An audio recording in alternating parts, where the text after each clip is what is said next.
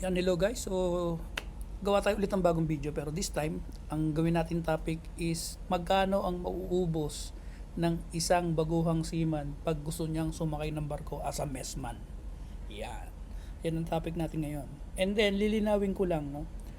Ang messman, hindi yan required na graduate ng nautical or ng marine engineering. Kahit na hindi ka graduate, pwede kang sumakay ng barko as long na kumpleto ka sa documents at importante sa lahat, meron kang backer. Yan ang masakit na katotohanan pero dapat nating tanggapin. Okay, umpisahan natin sa mga kailangan ng seaman. Ang una ay ang tinatawag na syempre, passport.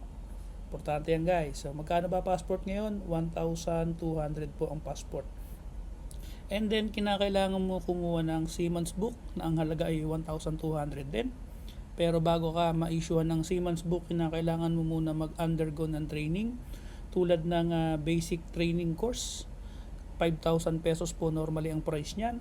And then SDSD, yung sa security, nag-range ang price niyan between 600 to 1,000 pesos. At as a messman, kinakailangan mo ng training ng NCI messman course. Normally, nagpa-price range yan between 3,500 to 4,000 pesos.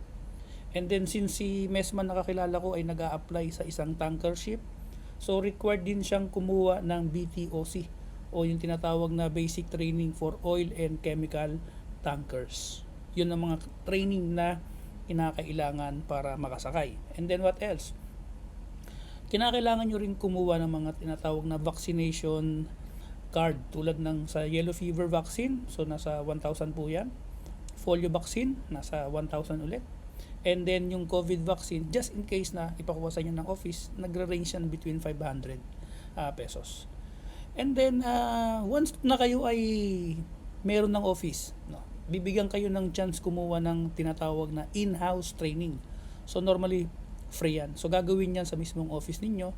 Meron kayong training officer doon and then siya mismo magko-conduct ng training tulad ng mga sumusunod. So kinakailangan nyo kumuha ng anti-piracy course. Kailangan nyo rin kumuha ng MLC o yung Maritime Labor Convention. And then syempre yung PIDOS o yung Pre-Departure Orientation Seminar. At saka ang isa sa mga mabigat na kalaban ng mga marino, yung medical, no? Sa medical guys, medyo malaki gastos dyan. Lalo na kung marami kang findings. Tulad dito kay nagpadala sa akin ng sample, no? Ang nagastos niya sa kanyang dental ay umabot ng 35,000 pesos.